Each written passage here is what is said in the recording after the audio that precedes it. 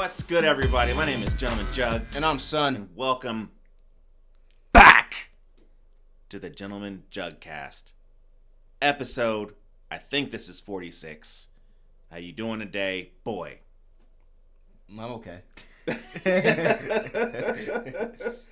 I'm alright. Alright. Look, we got another movie for you this week, and what's that movie, boy? Well, that's Superman 4.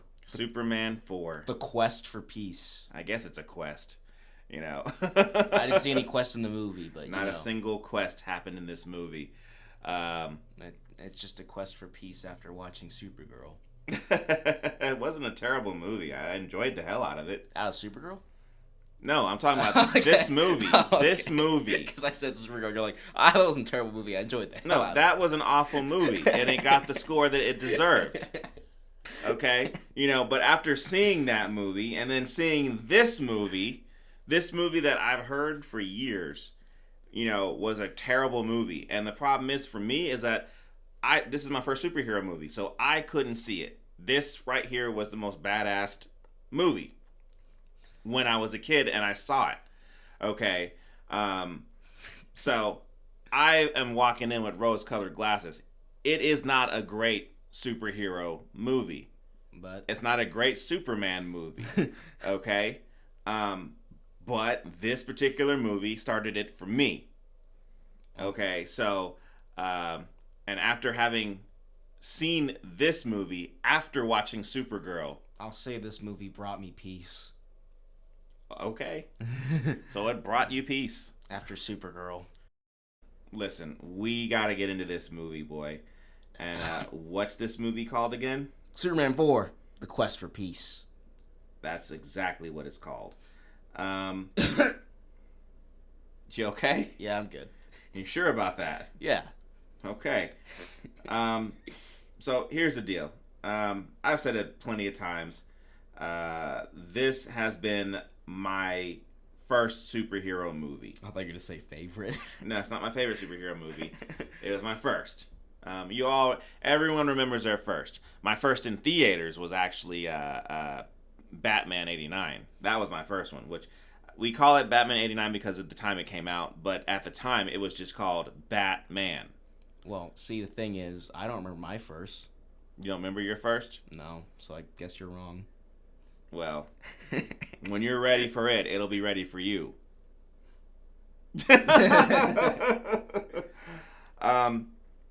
So we got Superman being played by Christopher Reeves, and he's still Superman. Didn't stop doing it. But then we got Nuclear Man. He's being played by, what's that name say? It says Mark Pillow.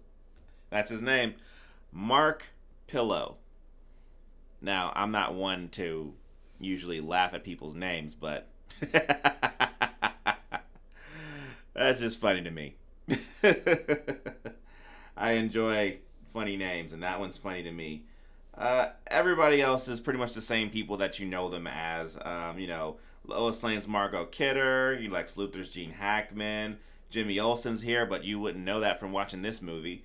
So, and then you got a new character here named Lacey Warfield. She's being played by Mariel Hemingway. Now that we got the pleasantries out the way, boy. But you forgot Lenny Luthor. You want to talk about him? Yeah. Okay. For those of you who don't know, we have watched the TV show Supergirl, and I think I stopped somewhere after Lex Luthor was debuted.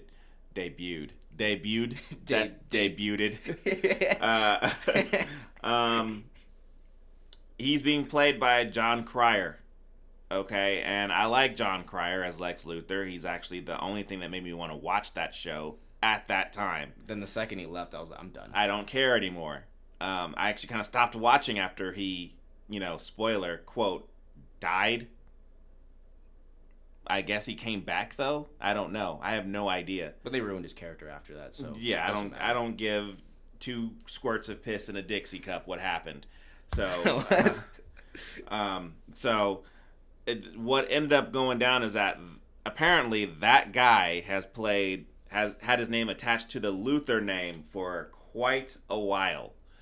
And it turns out that he was playing Lenny Luthor in this movie first. Before he became Lex Luthor much later. And his Lex Luthor was bald. Yeah.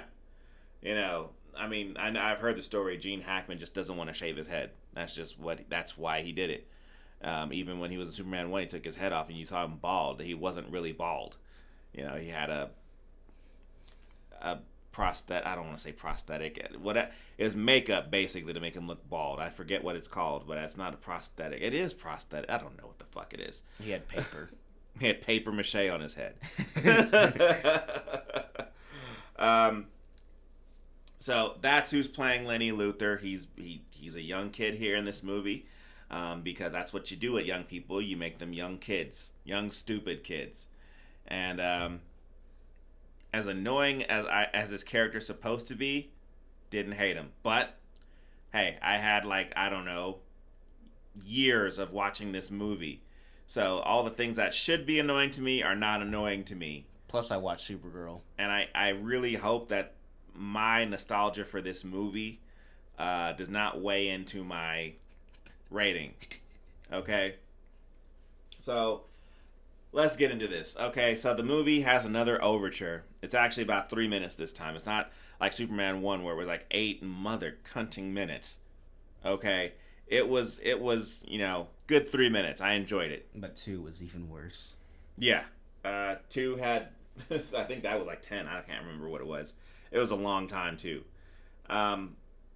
This particular movie starts us off in space, where the Russians, topical, are in the space station, and they are... Something funny? You said the Russians, topical. Yeah, well, it's topical. You know what's going on in the news this at this particular time. It's just funny with Russia. It's just funny the way you said it. Okay. So, anyways, they're on the space station, the ISS, and one of them is outside doing a spacewalk, fixing something, I guess, and some space debris hits the space station, knocks him off into space, and then Superman, he saves him and takes him back to the spaceship and talks to him in Russian, in space.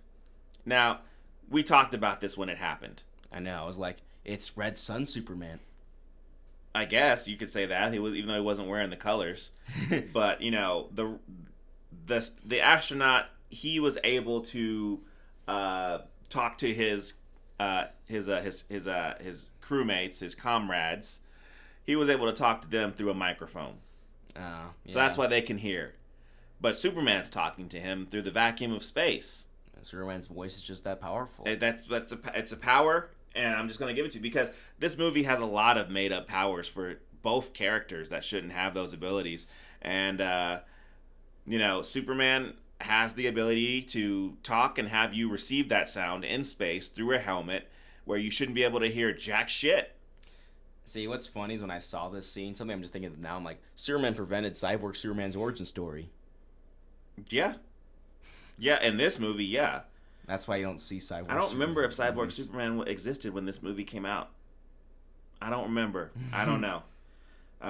This is what happens if Superman made it in time. Probably, yeah. Then nothing would have happened.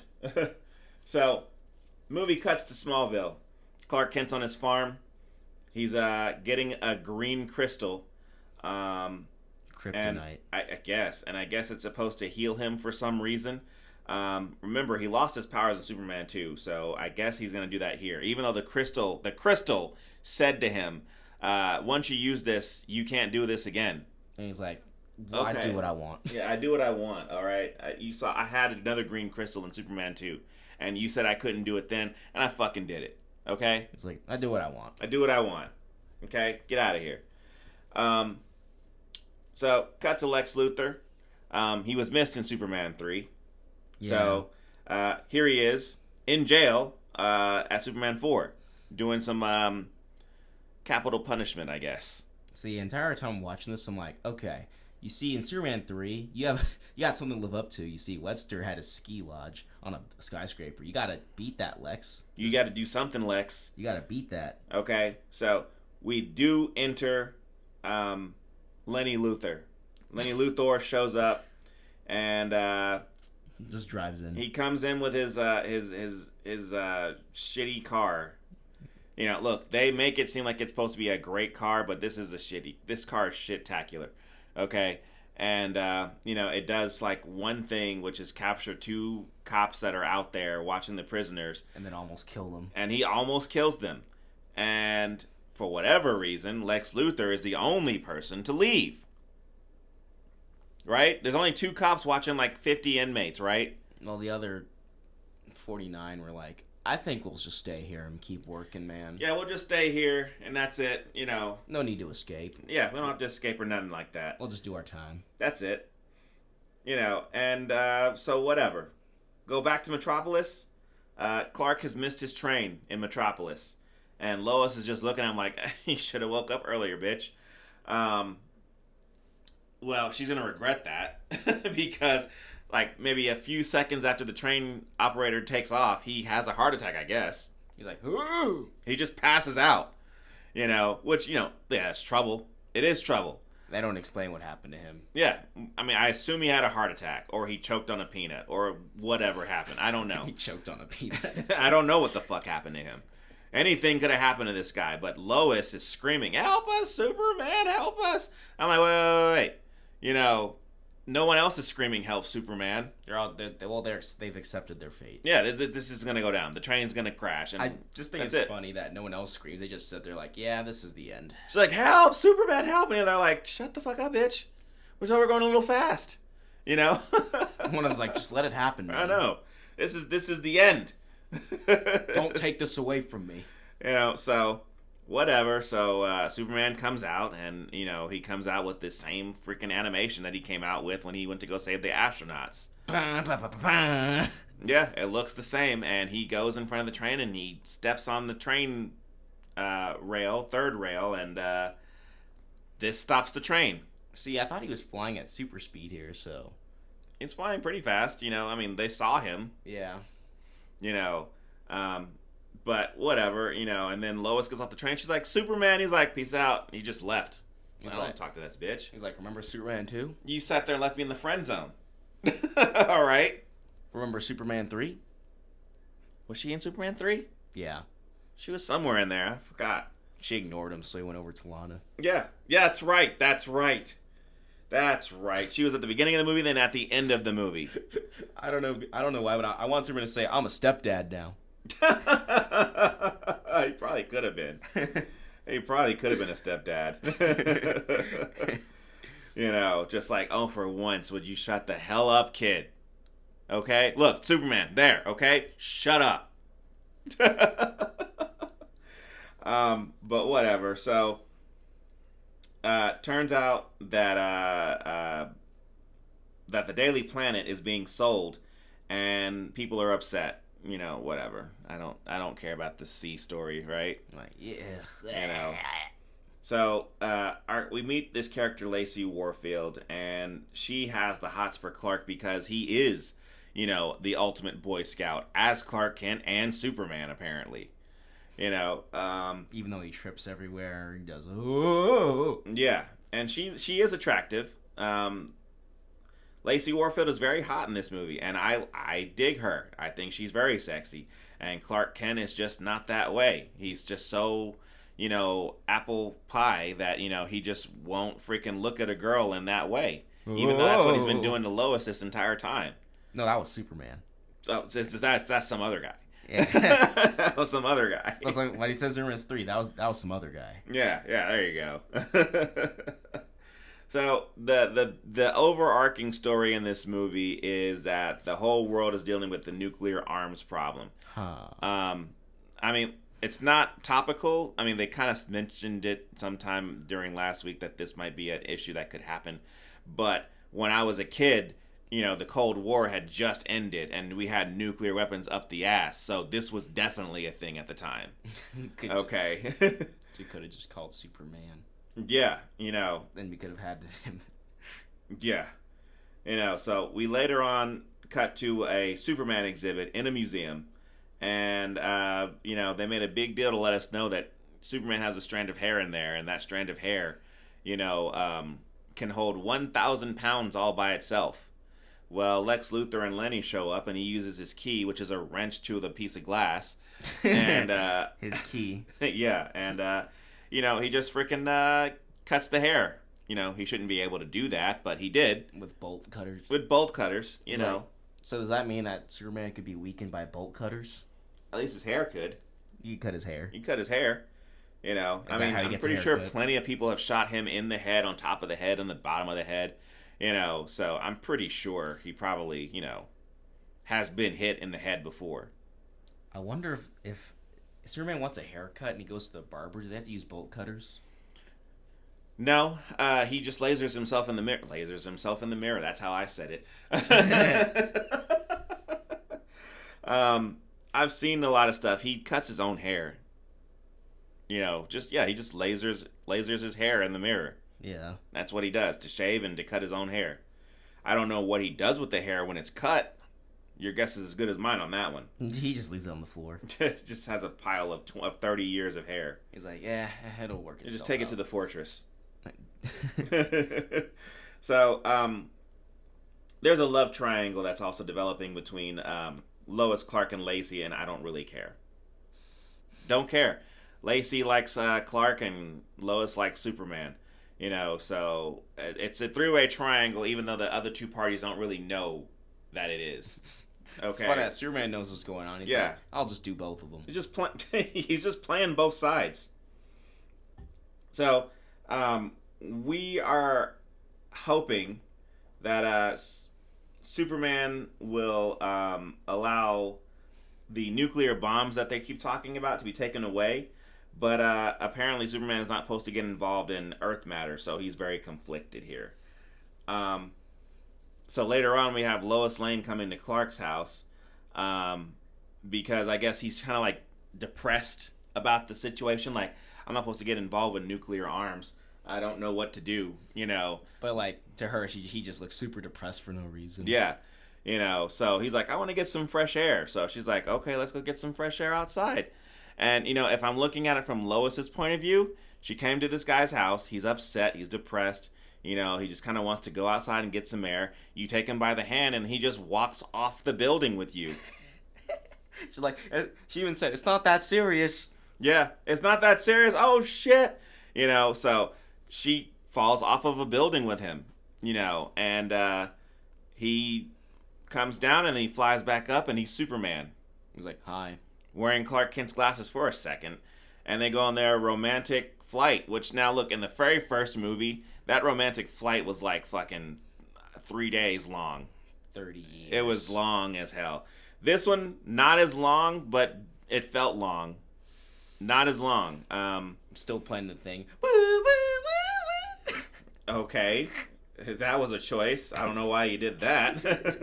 I'm like, stop, please. Yeah, so there's a couple of scenes here where Superman is being a dick. And I'm going to tell you all about them, but this is one of them. Superman is flying with Lois, during this supposed quote-unquote romantic scene. And, he has her by the hand. Now, look, we already know that during the course of them flying, he has her in all kinds of positions, where it's like, how is she even staying afloat that way? Well, he's Superman. Yeah, it's Superman. He just has that power to help you stay afloat as well. He transfers his flying power to you until he lets her hand go, which is what he does. And she's just falling to Earth. And like, before he does, he's like, bye-bye, and he just lets go. Yeah, bye-bye. And just lets go. And like, she's like, oh my God. So she's flying at super speeds, crashing into the ground, and he just goes and saves her. And I'm like, you were going to let her die. Like, you put her at harm's way. Like, look, Superman's not going to let Lois die, but she doesn't know that. He just says, all she knows is that she's just flying with him, and he says bye-bye and just lets go. I know. It's like if I saw him, like, he's going to kill me. He's going to kill me. Take me back to my apartment, to your apartment right now. I'm done. Okay? He goes and saves her. And I'm just thinking, he's probably thinking, like, I'm going to go ahead and count this as a save. Yeah. I'm going to go ahead and count that. All right, Lois, you good with that? Yeah, we're good with that. Let's keep flying. Yeah. So he lands on the ground, on back on his apartment, and they talk for 2 seconds, and then he kisses her so he can erase her mind. And it makes me wonder, how many times has he erased her mind? I mean, I know he did it in Superman 2, and he did it here. But how many times has he done this? How many times has he done this? Like, it can't be just these 2 times. Nah. Which makes me wonder, like, Superman's starting to look like just a really bad person in this movie. Yeah. When you really start to think about what he's doing. Yeah. So, earlier in the movie, there's a kid named Jeremy, and he wrote a letter to Superman telling Superman to get rid of all the nuclear weapons. Yeah. And Superman didn't do it right away, so I guess the whole news decides that, Superman's an asshole because he won't get rid of nuclear weapons. I mean, he is one, but that's... Pretty much. So finally he goes and meets this Jeremy kid, and he walks to the United Nations. I guess they were that close. Yeah. And he says that he's going to remove all the nukes from the planet, right? That's great. Like, cool. And then he does this. How does he do this, boy? He waits for every country to shoot a nuke at some target we can't see, and then he just picks up the nuke and throws it into this net that he found, and he puts it in space. Yeah. And I'm like, where'd you get the net? And why don't you just go fly to those, bases where the nukes are and just grab them? But instead he's like, I'm gonna wait for them to shoot their nukes at something. But the big question is, like, what are they shooting at? They're just shooting nukes for no reason. Yeah. And in this net, he's collected, I don't know, hundreds of nukes. Hundreds of nukes. What if he accidentally knocks one and then it blows the whole thing up? Well, it's in space, so it can't be that bad. But he did throw it into the sun. So, I don't know what throwing nuclear, missiles into the sun would do to the sun. Probably nothing for real, if we're being honest, but... He didn't know that, did he? I don't know. Maybe he did know that. I didn't know that. Maybe. I still don't really know what would happen if you throw a nuke into a sun. He could kill it. Probably. Who knows? Superman's just like, it'll be fine. It's alright. It's alright. It's alright. So, good thing there's no Phantom Zone prisoners out there. I know, right? Right? So, we cut to Lex Luthor. He's talking with some nuclear scientists because Superman's getting rid of all the missiles, and he wants their help to destroy Superman. Okay? But he also wants money for it, because if you're going to do it, don't do it for free. So, he gets to work and with these guys, and they manage to create Nuclear Man. Okay? And it also has Lex Luthor's voice, and he has, claws as well. Okay? Menacing. Super campy villain, and this campy villain entrance because of how freaking, it just when he opens his hands, dun dun, yeah. Dun dun dun. That's his theme the entire movie whenever he shows up. That's what they play. So, then that guy flies to Earth and meets Lex Luthor and blah blah blah blah blah. But during this time, Superman, Clark Kent is working out with Lacey at a gym, and he's just being terrible at working out because he's supposed to be a buffoon. He's like, whoa. Yeah, just falling over himself and shit like that. And then this one guy, comes over and he's just an asshole. Yeah, and the machine breaks and the guy's like, no pain, no gain. Yeah, on Clark Kent. So later on, Lacey walks away and that guy asks Clark to hand him some weights. Mm-hmm. So Clark does what? He picks up the biggest one and just kind of throws it at him. And the guy just falls off. It's like, ow. Yeah, but he could have killed this guy. This guy doesn't know that he's throwing weights at him. Well, like Clark Kent said, no pain, no gain. There you go. I need to almost kill you because you made me look shitty in front of a girl. That's what it is. That's heroic. Mm-hmm. Real heroic, Clark. Or he's like, yeah, heroic. Or he's like, I need to almost kill you for you to gain muscle. Right? So anyways, Nuclear Man shows up at Lex's house, and Lex Luthor says that he's incredible, and he is, right? Lex Luthor just created a person who can fight Superman. Out of a piece of hair. Out of some hair and stuff, and threw it into the sun. He did that, and that is incredible, and it should be commended that Lex Luthor did this. Okay? I mean, he even made it from scratch. He didn't have to use a dead body of a Kryptonian or some spaceship that did it for him. Right? So it turns out Nuclear Man's only weakness is the sun. If there's no sun, he will, I guess, die. I mean, he doesn't really die. He just kind of like turns off. Yeah. You unplugged his battery, so he just falls over like a broken Optimus Prime. What I think is funny is how when Nuclear Man's like not there, he just has him like curled up in a ball with his cape on over his head, and he's just kind of sitting there in the corner. I'm like, is he just crouching there in the corner the whole time, just waiting for him to open the window? And he's like, "Oh, hey guys." Yeah. So later on, Clark is having a dinner with Lois and Lacey, and Superman's supposed to be there as well. So we got this stupid ass little dance of Clark Kent and Lois and Lacey and, Superman all freaking trying to do things. Now you sit here and look at it, and Clark has to use all of his powers for a frivolous reason. As Superman, he could have just said no. It's funny that this scene goes on for way too long. It goes on for a good while.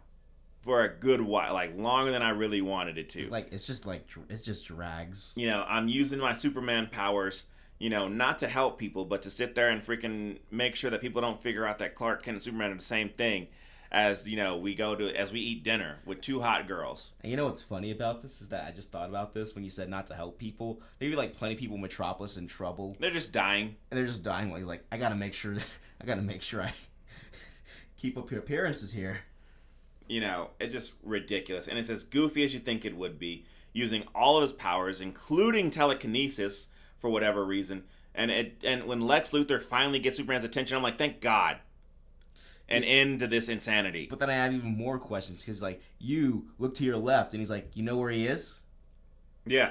I'm like, and he was dressed as Clark Kent at this point, so I'm like, you know where he is? Does that mean you know that it's Clark Kent in there? And that Clark Kent needs to look to his left, and see the Empire State Building, which at the time it was to his left. But Lex Luthor, you don't know that. You don't even know who he is. But I guess he does. He just knows. He just knows where he is. So the Empire State Building, that's where Lex Luthor apparently on the top floor lives. Now, we've been to the top floor of the Empire State Building, boy. Yeah. Is that even remotely up there? No. No, it is not. All I gotta say is it's no ski lodge. It's no ski lodge, but it's a nice place. Okay. I mean, at least it's not a swimming pool in the sewer, I guess. How did he get to be able to afford a floor, on the Empire State Building? I don't know. Especially the top one. I don't know. He's rich. Somehow. But he's also a criminal who's escaped from prison. And I thought the government were looking for him in the first one. They were looking for him in the first one. They're looking for him in the second one. And they're looking for him in this one. And they won't find him at the top of the Empire State Building. What the hell? So whatever. Nuclear Man shows up. And he's like, meet Superman. And like, bum, bum. Yeah. And they fight. And it's in all of their 80s glory. All of the 80s glory that you would expect. And they just keep playing Nuclear Man's theme over and over again. Like, whenever he shows up, Superman, like, they go to China, Nuclear Man blows up the Great Wall of China. And they're playing that theme. But then Superman shows up, and he rebuilds it with his rebuild vision. And they play his theme. Yeah. They're just swapping between themes while they're flying around doing stuff. And I'm like, Dragon Ball fight. They go to space. And Nuclear Man apparently has super breath, and he freezes Superman. In space. Well, I mean, that we've determined that they can speak in space, and they can do stuff in space. But we didn't know Superman, or Nuclear Man, had freaking cold breath. It's like, shouldn't he have nuclear breath? Or something. He should be like, breathe fire, I don't know. Breathe radiation. Whatever it is. But he's like, nah, nuclear means he can turn stuff ice. I guess. So he goes and he reactivates a volcano. And Superman finally busts out the ice and fixes the volcano. And he goes and back and blows out the lava and takes out the volcano and everything like that. And it's fine, but then Nuclear Man is like, taking off again, and he's gone to Metropolis this time, and he picks up the Statue of Liberty, and then he drops it on Metropolis. So Superman goes and picks it up and takes it back, and on the way back, Nuclear Man shows him his claws and scratches him on the back of the neck. And when he gets scratched, Superman goes and he just hits the ground. He gets kicked. Yeah, Nuclear Man walks up and just punts him into the universe. And, like, he kicks him so hard, his cape just comes off, and Superman just turns into, like, just disappears. Yeah. So, Like, how did he lose his cape? the next scene kind of has me pissed off. Lois Lane goes to Clark's house, and she breaks into his house. Because he won't answer the door. Yeah, well, look, I'm of the mind where if somebody knocks on your door and you don't answer, hey, guess what? Must not be home. Yeah. Right? Or they just don't want to talk to you. They don't want to talk to you. No, she just breaks into his house. She's like, okay, man, we need to talk about this. Then she gets mad from her perspective that Clark is sick. Okay? And then she drops off his cape. And I'm just like, bitch, you need to get the fuck out of my house. You broke into my house. She's like, how and come then you come yelling at me? She's like, how come you didn't call me? You didn't call me back, is what she said. Yeah. I'm like, I am sick, and you can see that I'm sick. He's sweating. Look at his blanket. He has a blanket. And you broke into my house. Fucking bitch. So, after that scene happens and she leaves, he goes and gets his green crystal, and I guess this gives him his powers back. What's funny is that when he's doing this, he all of a sudden just looks like a grandma for a second. He looks like a grandma. And I'm like, what happened? He's just like, all it was like, He did not say that. Okay.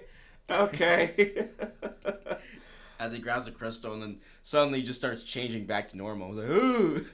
I guess he changes back to normal because, like, the next scene, Nuclear Man happens to see Lacey in the paper and decides to go get her.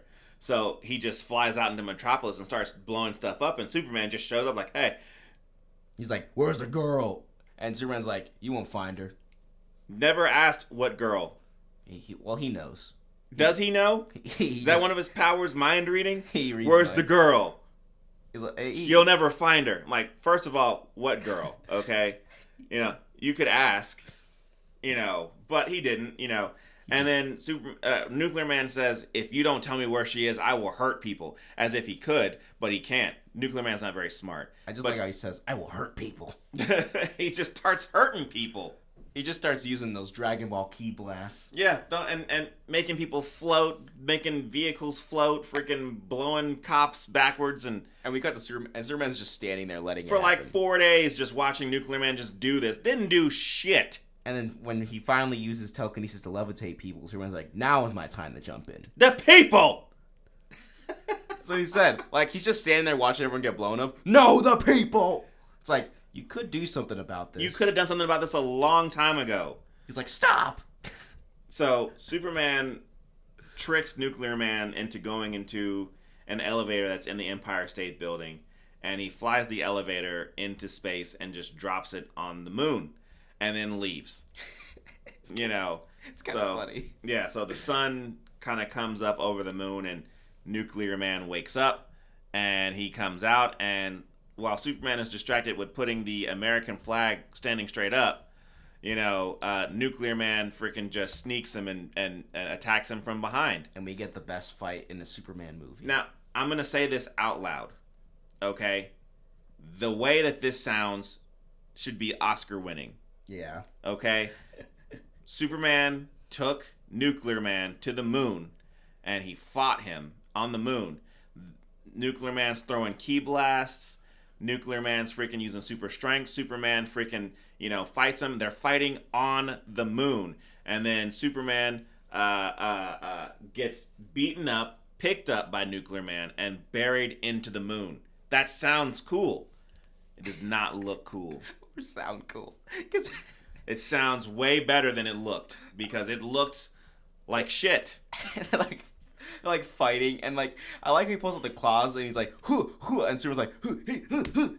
Yeah, just like I don't know how to explain it any worse than what it was, and it wasn't very good. And I just like how he like throws Nuclear Man. Nuclear Man goes flying for days. He goes whoa. Yeah, in slow motion, as slow as possible, across the moon. And my favorite thing is that when he plants him in the ground, he just starts hitting him, and they keep making that sound. They keep going, bang, bang, bang. It gets buried. Just the music is just freaking coming out and just full force here. So after he buries Superman into the moon, he flies away. Which fine, whatever. I think I killed the Superman too. No big deal. So he goes and he attacks the Daily Planet, and he kidnaps Lacey and takes her into space. You know, where she's alive. In the vacuum In of the space. vacuum of space. You know, so Superman wakes up on the moon, digs himself out of his grave in the moon, picks up the American flag, plants it up and makes it stand up straight, and then goes and pushes the moon in front of the sun so that Nuclear Man powers down. And he powers down. And so he's falling in space. And Lacey, who's also hanging on to him, is like, I better not let go of him. I'm like, he's falling, so you're falling. But he's falling very slowly, and she could have died, I guess. I don't know. So it's just space. it's just space, no big deal. No, you don't need air. Yeah, you know. So Superman goes and gets Lacey and takes her back to Earth. Back through the Earth's atmosphere. Just a little hot. Just it's a little warm. Just a little bit. You know, it's like a warm shower. Yeah. You know, and then he comes back and gets Nuclear Man and freaking, throws him into a nuclear power plant vent, which, I guess gives more power to buildings. People are just turning lights on, is what it looks like. I'm just wondering, did this kill Nuclear Man, or wouldn't this make him stronger? It should have killed him. I don't know. I just know Superman, he was alive, and then Superman threw him in there, and I didn't see him again. Yeah, I guess he's dead, or he's just waiting, biding his time. Just waiting. Like Veer. Yeah, just waiting. What if through all these Superman movies, through all the years, they're all connected, and they're just waiting for the one Superman movie where this guy comes back. And it's actually Veer? Yeah. I guess, I don't know. So, whatever. There's a few more shenanigans in this movie. I guess the Daily Planet was bought by Perry White finally. I don't know, Superman and Lois, are happy. Jimmy Olsen is taking, I guess his one shot in this movie. So, I don't know. It's fine. I don't hate this movie, but talking about it out loud makes me hate this movie. But it's not Supergirl. It's not Supergirl. That's why I give it the lowest 2 that I could give it. Yeah, I'm going with the 2. Yeah, it's not Supergirl. And because I saw this movie after Supergirl, this just bumped it up for me. This movie might have been lower if I had seen this one before Supergirl. It might have been. But I've looked at the mountaintop of shit. And right now, Supergirl is the mountaintop of shit for me. Alright, now, nothing can beat it yet. Yeah, I've had it. Unless Fan 4 Stick. Well, we'll get there. I don't know why you keep bringing it up. Every fucking show, you bring it up. Every time. We're not going to get to it. We're going to get to it. There's an order to these things. I've been telling you for this entire time, we'll get to it. And what do you keep doing? Okay, listen. I hope you enjoyed this Jugg cast. It's been great. I'm Gentleman Jugg. That's Son. And tune in next time because that one will be available when it's ready.